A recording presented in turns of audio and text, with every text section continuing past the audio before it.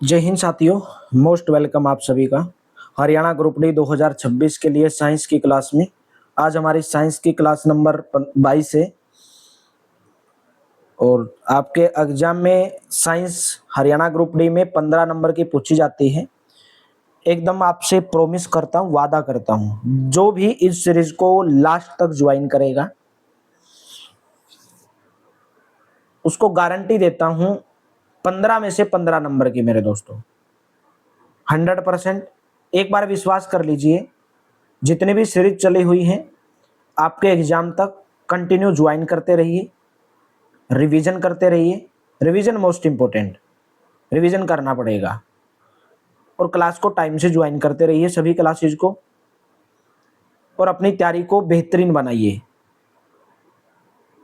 और ये क्लासेज का टाइम है हरियाणा जीके डेली सुबह 7 बजे, जीके जीएस सुबह 11 बजे, साइंस 2 बजे, मैथ और रीजनिंग और हिंदी इंग्लिश। पहले हमारी ये मैथ की लाइव चलती थी, लेकिन अभी मैंने इसको कन्वर्ट कर दिया है। अभी आपको डेली 100 मार्क्स का मॉक टेस्ट डेली रात को 9 बजे, जिसके अंदर सभी सब्जेक्ट आपके कवर करवाए जाते हैं। ठीक है, तो चलिए मैं सेशन की शुरुआत करूंगा बिना देरी के। क्वेश्चन आपके सामने, निम्नलिखित कथनों पर विचार कीजिए और आंसर देना है कि कौन सा कथन इसके अंदर सही है। ठीक है, पहला दिया गया है कि जन्म लेने वाले शिशु के लिंग निर्धारण का संदेश होता है। यह संदेश निषेचित अंडाणु में धागे सी संरचना अर्थात गुणसूत्रों में निहित होता है। The message for determining the sex of a baby is present at birth.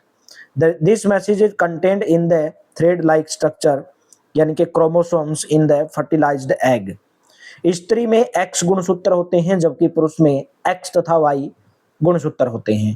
भाई पहला और दूसरा यानी कि दोनों के दोनों सही हैं।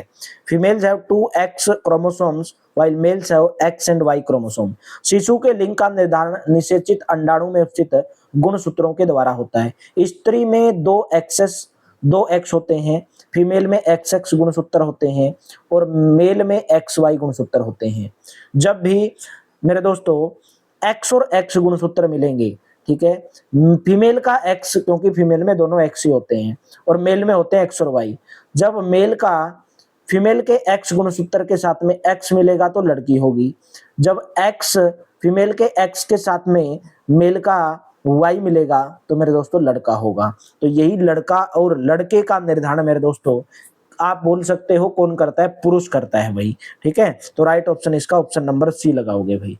नेक्स्ट बताइए, यही आपका भाई एग्जाम के अंदर बहुत पूछा जाता है। गुणसूत्र आपसे पूछ लिया जाता है, गुणसूत्र कहां पर उपस्थित होते हैं। जो क्रोमोसोम्स है वो सेल्स के अंदर, कोशिका के अंदर, कोशिका के केंद्रक में, कोशिका के केंद्रक में, कोशिका के सेंटर में प्रेजेंट होते हैं क्रोमोसोम।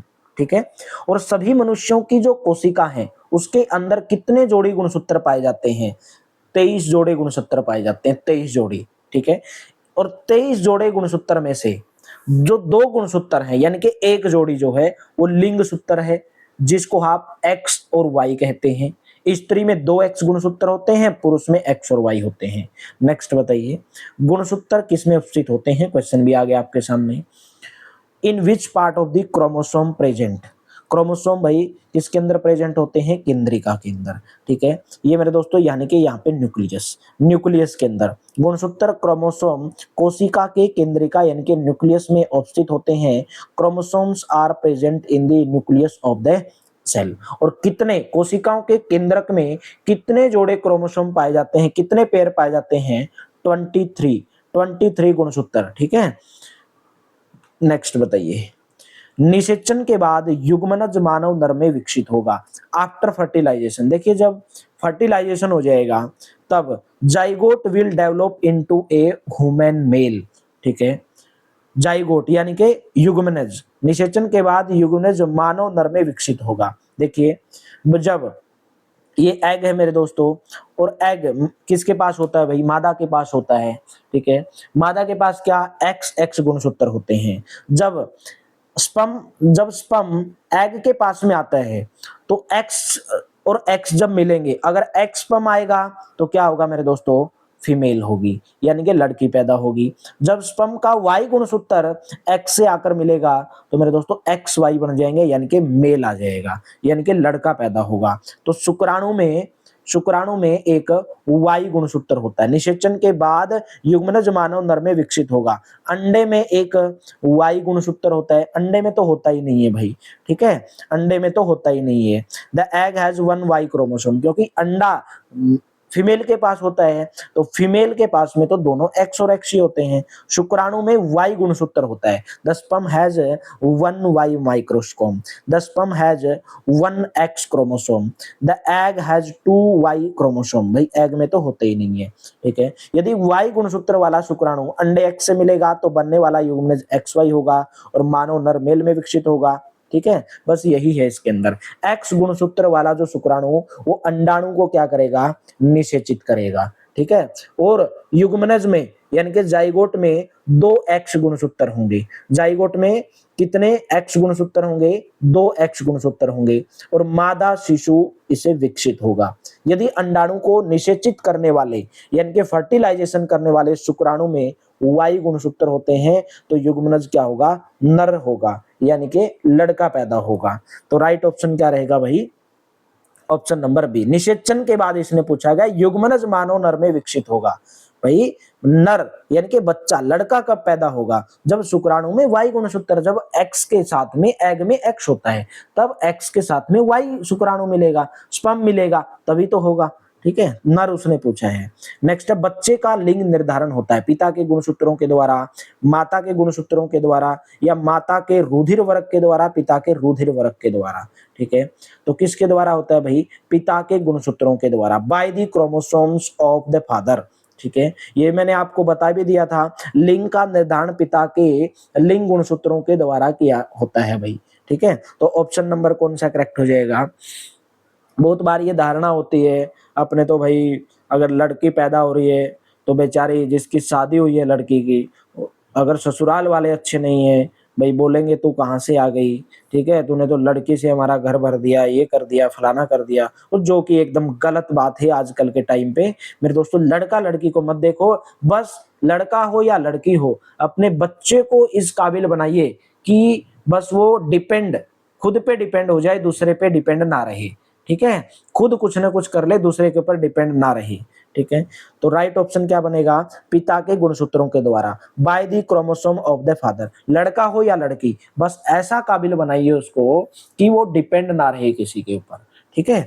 तो मैंने आपको बता ही दिया था एक्स एक्स जब मिलेंगे मादा के अंदर, माता के अंदर एक्स और एक्स होते हैं, तो स्पर्म का जब एक्स मिलेगा तो लड़की होगी, स्पर्म का जब वाई मिलेगा तो लड़का होगा, ठीक है।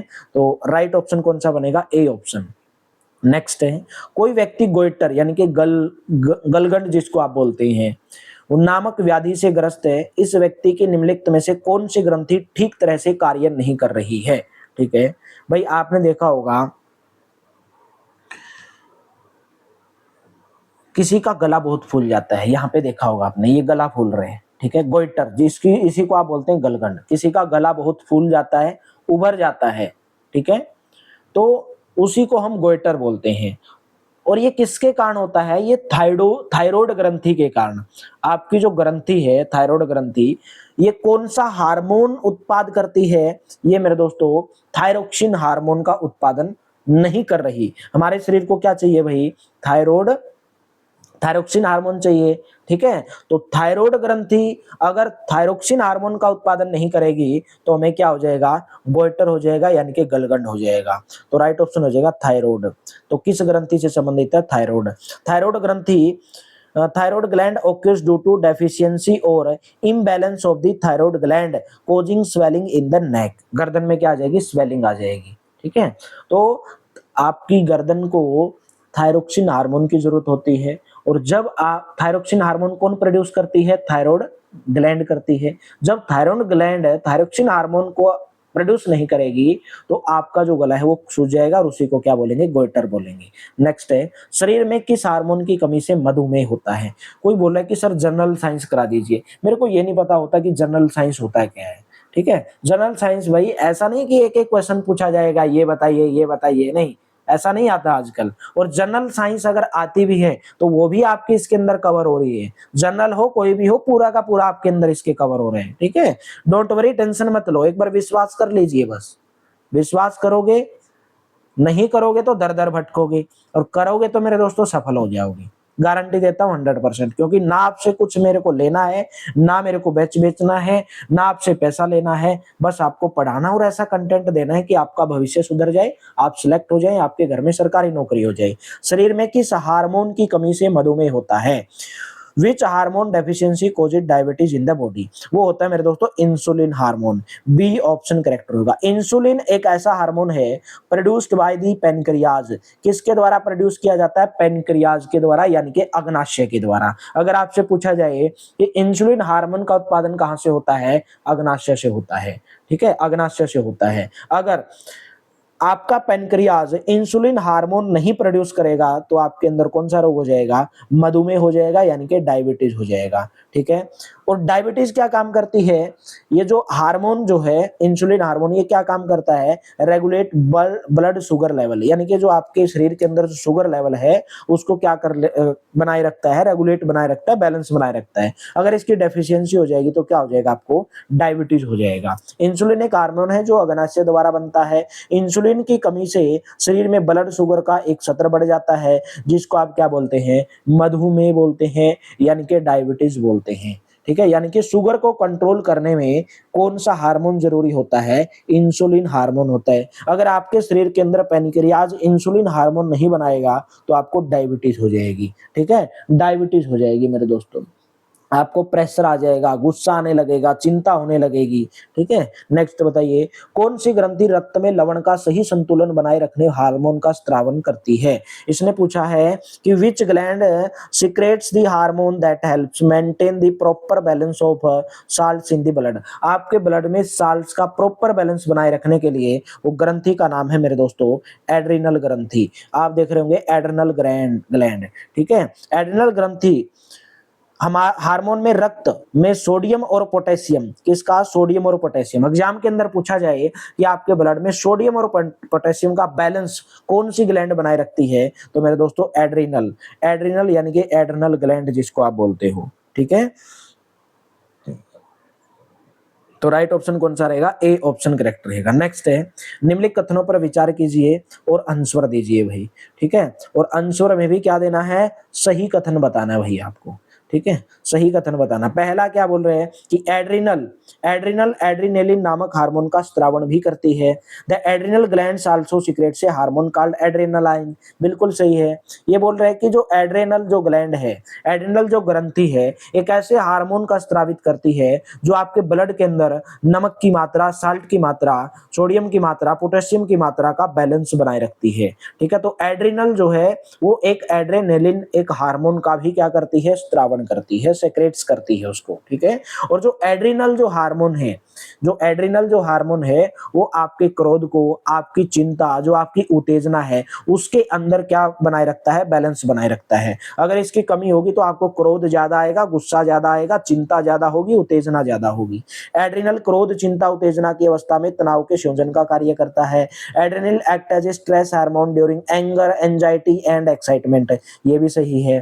Thyroid and adrenal glands secretes their hormones only according to the instruction received through the hormone secreted by the pancreas। ये मेरे दोस्तों गलत है, ठीक है। अगर एड्रेनाइल हार्मोन की कमी होगी तो आपकी इंक्रीज हार्ट रेट ज्यादा हो जाएगी, ब्लड प्रेशर ज्यादा हो जाएगा, स्ट्रेस ज्यादा हो जाएगी, ठीक है। तो केवल और केवल पहला और दूसरा कथन इसके अंदर सही है। ऑप्शन नंबर कौन सा लगाओगे? ए ऑप्शन आपका यहाँ पे करेक्ट रहेगा, ठीक है। थायराइड और जो एड्रिनल ग्रंथि है ये पीयूष ग्रंथि के द्वारा, अग्नाशय ग्रंथि नहीं, इसने बोला है पेनक्रियाज नहीं, ये आपकी पिट्यूटरी ग्लैंड के माध्यम से, ना कि अग्नाशय ग्रंथि। थायराइड एंड एड्रिनल ग्रंथि पीयूष ग्रंथि के द्वारा स्त्रावित हार्मोन के माध्यम से जो आदेश मिलता है उसी के अनुसार ही हार्मोन का क्या करती है? स्त्रावण करती है, सेक्रेट्स करती है हार्मोन को। पीयूष ग्रंथि वृद्धि हार्मोन भी स्त्रावित करती है जो व्यक्ति की सामान्य वृद्धि के लिए आवश्यक होता है। ठीक है, तो यहाँ पे थायराइड एवं एड्रिनल ग्रंथि पीयूष पिट्यूटरी ग्लैंड के द्वारा स्रावित हार्मोन के माध्यम से प्राप्त आवेश के अनुसार ही अपने हार्मोन को स्रावन करती है। तो यहाँ पे अग्नाशय नहीं आएगा, पेनक्रियाज नहीं आएगा, पिट्यूटरी आएगा।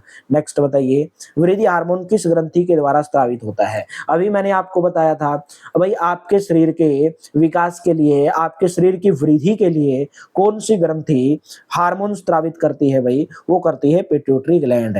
पिट्यूटरी ग्लैंड से वृद्धि हार्मोन यानी कि ग्रोथ हार्मोन स्रावित होता है, जो शरीर की वृद्धि और विकास को नियंत्रित करता है। The pituitary gland secrets growth hormones which regulates the growth and development of the body. तो राइट ऑप्शन कौन सा रहेगा? बी ऑप्शन करेक्ट रहेगा। चलिए नेक्स्ट बताइए, लार्वा के वयस्क मेंढक में परिवर्तन को कायांतरण के रूप में जाना जाता है। कायांतरण किसके द्वारा नियंत्रित किया जाता है? अगर मैं इंग्लिश के अंदर बात करूं, पूछा गया है कि the transformation of larva into an adult frog is called Metamorphosis. Metamorphosis is controlled by कौन से हार्मोन के द्वारा? Thyroxine hormone. Option number A correct रहेगा। देखिए अंडे भाई, ये मेंढक का अंडा है मेरे दोस्तों, छोटा सा बनेगा, ये थोड़ा एक पैर निकल, थोड़ी पूंछ निकल जाएगी, उसको लार्वा बोल देंगे। फिर इसके पिछले पैर विकसित हो जाएंगे, यानी कि हिंड लेग डेवलप हो गए, उसके आगे के पैर भी विकसित हो गए, फ्रंट लेग डेवलप हो गए, और एक बड़ा मेंढक बन गया, वही ट्रटर करता रहेगा, एडल्ट फ्रॉग। ठीक है, the process of Metamorphosis is controlled by thyroxine hormone which is secreted by the thyroid gland. किसके द्वारा भाई सेक्रेटेड होता है? Thyroid gland. टेडपोल, जिसको आप टेडपोल बोलते हैं। ठीक है, टेडपोल किस में कन्वर्ट हो जाता है भाई? टेडपोल आपका मेंढक बनने में। टेडपोल सबसे पहले मेंढक का जो पहला चरण होता है उसको टेडपोल बोलते हैं। ठीक है, लार्वा से क्या बनता है? बड़ा मेंढक यानी कि एडल्ट फ्रॉग बनता है। तो कीटों के अंदर कायांतरण का जो नियंत्रण है, कायांतरण का जो नियंत्रण है, इनके मेटामॉर्फोसिस का जो कंट्रोल है, वो कौन से हार्मोन के द्वारा होता है मेरे दोस्तों? कीट हार्मोन, जिसको आप बोलते हो कीट हार्मोन। तो मेंढक के अंदर थायराइड ग्लैंड के द्वारा जो हार्मोन है वो थायरोक्सिन हार्मोन। तो ऑप्शन नंबर ए करेक्ट रहेगा। नेक्स्ट बताइए, निम्नलिखित में से कौन सा संतुलित आहार का उदाहरण है? दूध, हरी सब्जियां, दाल या सभी? तो सभी के सभी हैं भाई, ऑल ऑफ द दीज। ठीक है, संतुलित आहार किसको बोलते हैं? बैलेंस डाइट किसको बोलते हैं? जो हमारे शरीर के अंदर एसेंशियल न्यूट्रिएंट्स, हमारे शरीर को जो जरूरी पोषक तत्वों की जरूरत होती है, जिसके अंदर कार्बोहाइड्रेट हो, प्रोटीन हो, फैट यानी कि वसा हो, विटामिन हो, मिनरल्स हो और वाटर हो, वही हमारे शरीर के लिए संतुलित भोजन होता है। तो दूध हो, हरी सब्जियां हो, दाल हो, सभी हो, तो इससे हमें क्या मिलता है भाई? प्रोटीन, कार्बोहाइड्रेट्स, वसा, विटामिन सब तो मिलता है मेरे दोस्तों। ठीक है, दाल सब्जियां सब हमारे लिए क्या है? ये संतुलित भोजन है। नेक्स्ट, कौन सा भोजन तुरंत ऊर्जा देता है? प्रोटीन से भरपूर, कार्बोहाइड्रेट, वसा से भरपूर या विटामिन से भरपूर? सबसे पहले अगर मैं बात करूं मेरे दोस्तों, सबसे आपको ऊर्जा कार्बोहाइड्रेट, कार्बोहाइड्रेट से भरपूर जो भोजन होगा, कार्बोहाइड्रेट जिसके अंदर, जिस भोजन में कार्बोहाइड्रेट ज्यादा होगा, वही आपको क्या देगा?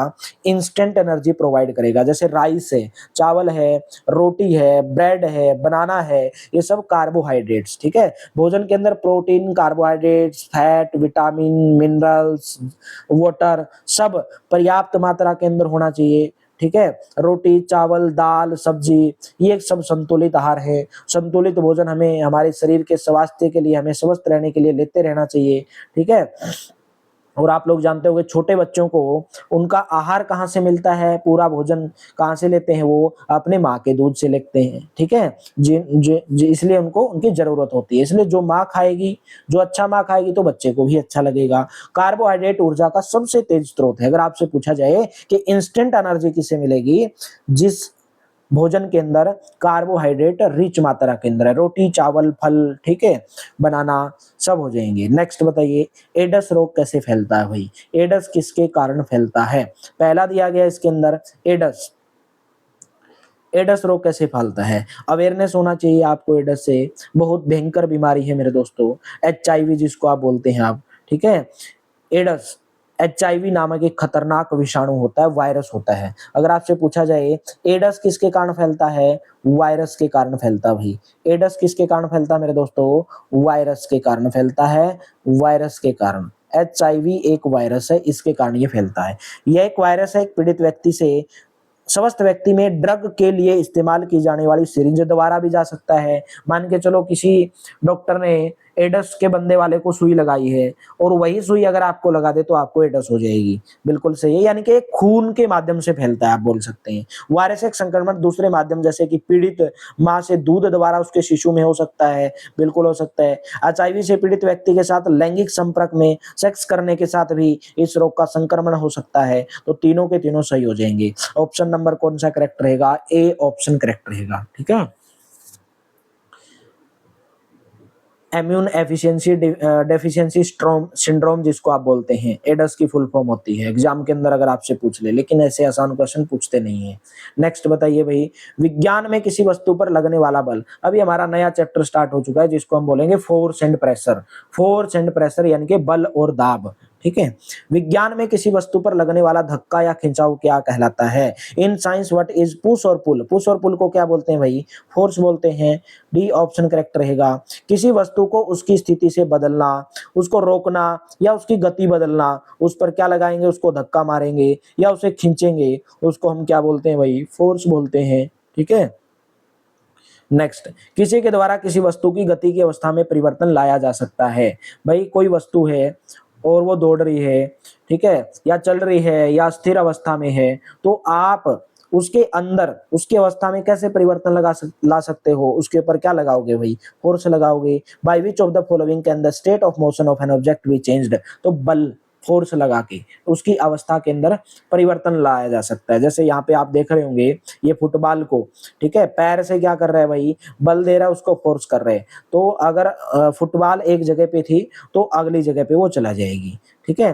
तो फोर्स क्या होता है? Change in motion. फोर्स का परिणाम क्या होता है? Change in motion. नेक्स्ट बताइए, निम्नलिखित में से असत्य कथन की पहचान कीजिए। पहला कथन क्या दिया गया? किसी वस्तु को विराम अवस्था से गति में ला सकता है। ठीक है। गतिशील वस्तु की चाल में परिवर्तन नहीं कर सकता। गतिशील वस्तु की दिशा में परिवर्तन कर सकता है। वस्तु की आकृति में परिवर्तन ला सकता है। ठीक है। तो यहाँ पे वैसे यहाँ पे मेरे दोस्तों बल से संबंधित, फोर्स से संबंधित ये बातें पूछी गई हैं। भाई इफेक्ट ऑफ फोर्स, फोर्स का इफेक्ट क्या पड़ेगा? Change state of rest of motion. पहला तो सही है भाई, अगर आप किसी चीज के ऊपर फोर्स लगाओगे, अगर वो चीज विराम अवस्था में है तो वो चलने लगेगी। पहला तो चेंज आ सकता है। नेक्स्ट में क्या बोल रहा है? गतिशील वस्तु की चाल में परिवर्तन नहीं कर सकता। भाई स्पीड में भी कर सकता है। Change in speed of a moving object. अगर किसी चीज को, कोई गतिशील वस्तु है यानी कि चल रही है, मोशन में है, अगर आप उसको और ज्यादा फोर्स करोगे तो मेरे दोस्तों फोर्स लगाओगे तो क्या होगा? उसकी स्पीड में परिवर्तन हो जाएगा। ठीक है। लेकिन ये बोला नहीं कर सकता, भाई कर सकते हैं मेरे दोस्तों। तो ये वाला कथन गलत है। गतिशील वस्तु की दिशा में परिवर्तन कर सकता है, वस्तु की आकृति में भी परिवर्तन ला सकता है। जैसे यहाँ पे change in shape an object, अगर कोई मान के चलो बॉल है, बिल्कुल एकदम सॉफ्ट वाली जो बॉल आती है, अगर उसको आप दबाओगे तो उसकी शेप में भी चेंज आ जाएगी अगर फोर्स लगाओगे। तो बी ऑप्शन इसके अंदर गलत है, बाकी इसके अंदर क्या हो जाएंगे? सही हो जाएंगे। नेक्स्ट है, निम्नलिखित में से कौन सा कथन इसके अंदर सही है? कोई वस्तु बिना बल लगाए अपने आप गति में नहीं आ सकती, अपने आप दिशा परिवर्तन नहीं कर सकती और अपने आप आकृति में परिवर्तन नहीं ला सकती। बिल्कुल सही बात है भाई। अगर कोई बॉल है, मान के चलो यहाँ पे जैसे एग्जांपल दिया गया है, भाई अगर आप इसको कुछ नहीं लगाओगे, फोर्स इसको नहीं लगेगा, तो अपने आप तो गति नहीं करेगी ये। ठीक है। अपने आप मोशन में नहीं आएगी ये, अपने आप दिशा परिवर्तन नहीं कर सकती है, अपने आप आकृति में परिवर्तन भी नहीं ला सकती। भाई किसी चीज को, सॉलिड चीज को तोड़ना है, अगर हथौड़े से तोड़ोगे, उसके ऊपर फोर्स तो फिर भी लगाया ना, तो उसकी शेप चेंज करने के लिए, आकृति चेंज करने के लिए, डायरेक्शन, तो इनमें से सभी आ जाएगा। डी ऑप्शन करेक्ट रहेगा। ठीक है। न्यूटन के गति के नियम के अनुसार, according to Newton law of motion, a force must be applied to change the state of rest of motion, direction और शेप ऑन ऑब्जेक्ट। न्यूटन का लॉ क्या कहता है कि अगर आप किसी चीज के ऊपर फोर्स लगाओगे तो उसकी जो मोशन है उसके अंदर भी चेंज हो जाएगा और डायरेक्शन भी चेंज हो जाएगी और शेप भी ऑब्जेक्ट की क्या हो जाएगी? चेंज हो जाएगी। नेक्स्ट बताइए, मांसपेशियों की क्रिया से उत्पन्न बल को क्या कहा जाता है? The force produced by the action of muscles is called. भाई आपने देखा होगा कभी डंबल लगाते हैं, जिम लगाते हो या कोई भारी चीज उठाते हो, खेतों में काम करते हो, तो उस बल को क्या बोलेंगे? मस्कुलर फोर्स बोलेंगे। ऑप्शन नंबर सी करेक्ट रहेगा। ठीक है। पानी की बाल्टी उठाते हो, कोई भी जब काम करते हो, तो हमारे शरीर की जो मांसपेशियां हैं, हमारे शरीर की जो मसल हैं, उनके द्वारा ही बल लगाया जाता है, तभी वो आपसे उठता है। ठीक है। तो राइट ऑप्शन उसको क्या बोलेंगे, हमारी जो मसल्स के द्वारा जो फोर्स लगाया जाता है उसको बोलेंगे muscular force. Option number C correct रहेगा। नेक्स्ट है, निम्न में से कौन सा पेशीय बल का सही उदाहरण नहीं है? पेशीय बल का इनमें से सही उदाहरण नहीं है। ठीक है, पहला क्या बोल रहे हैं, किसी व्यक्ति के द्वारा अपने दोनों हाथों से जमीन पर रखी पानी की बाल्टी को उठाना, क्या ये पेशीय बल का उदाहरण नहीं है? तो मैंने तो आपको बताया था भाई, पेशीय बल यानी कि मेरे दोस्तों जिसको आप क्या बोलते हैं, मस्कुलर फोर्स बोलते हैं। तो मैंने आपको बताया कोई चीज, भारी चीज उठाने के लिए आप भाई मस्कुलर फोर्स लगाते हो। पहला तो इसके अंदर सही है, पहला तो इसका उदाहरण है किसी व्यक्ति के द्वारा अपने दोनों हाथों से मेज पर रखी एक वस्तु को उठाना। भाई यहाँ पे एक मेज के ऊपर वस्तु रखी है, तो इसको अगर आप उठाओगे मेरे दोस्तों तो उसके लिए भी आपकी मांसपेशियां क्या करेंगी, फोर्स लगाएंगी। ठीक है, ये भी सही है, पेशीय बल होगा उसके अंदर भी। किसी व्यक्ति द्वारा अपने हाथों से नाव खेना बंद कर देने का, पानी में कुछ दूरी चलकर रुक जाना। A person stopping rowing the boat with both hands and the boat moves some distance in water and then stop. ये क्या बोल रहे हैं कि भाई कोई आदमी है, ठीक है, a person stopping rowing the boat with both hands, और अपने दोनों हाथों से क्या कर रहा है भाई, बोट को रोविंग कर रहा है। रोविंग करना क्या कर देता है, स्टॉप कर देता है। Boat moves come distance in water and then stop, बोले कि जो बोट है वो क्या स्टॉप हो जाएगी मेरे दोस्तों, भाई उसके अंदर भी आपको पेशीय बल लगाना पड़ेगा। ठीक है, उसके ऊपर भी आपको क्या लगाना पड़ेगा, पेशीय बल लगाना पड़ेगा। नेक्स्ट है, किसी व्यक्ति के द्वारा अपने हाथों से फर्श पर रखी मेज को धकेलना, इसमें भी आपका मस्कुलर फोर्स लगेगा। तो ऑप्शन नंबर कौन सा भाई, सी ऑप्शन इसका उदाहरण नहीं है, बाकी सभी इसके उदाहरण हैं। नेक्स्ट बताइए, निम्नलिखित में से संपर्क बल का उदाहरण कौन सा है? संपर्क बल का उदाहरण बताना भाई। संपर्क बल की अगर मैं बात करूं, फ्रिक्शनल फोर्स, ठीक है, सॉरी आप बोलोगे कॉन्टैक्ट फोर्स। कॉन्टैक्ट फोर्स का उदाहरण पूछा गया है। पहला मस्कुलर फोर्स है और दूसरा है फ्रिक्शनल फोर्स, इनमें से कौन सा सही होगा? देखो, मस्कुलर फोर्स क्या बोलते हैं, जब किसी वस्तु पर धक्का लगाने या उसको खींचने या उसको उठाने के लिए हमारे शरीर की पेशियां काम करती है तो उसे हम पेशीय बल बोलते हैं, मस्कुलर फोर्स बोलते हैं। बात सही है। यानी कि कब हुई ये चीज, भाई आप किसी चीज को धकेलोगे, धक्का लगाओगे, उसको उठाओगे, भाई कब होगी, जब उस चीज से कांटेक्ट करोगे, संपर्क करोगे, तभी तो ये चीज होगी, अदरवाइज तो होगी नहीं। अगर उस चीज को हाथ ही न लगाओगे, कांटेक्ट नहीं करोगे तो कैसे होगा? तो पहला तो मेरे दोस्तों कांटेक्ट फोर्स का क्या है, उदाहरण है।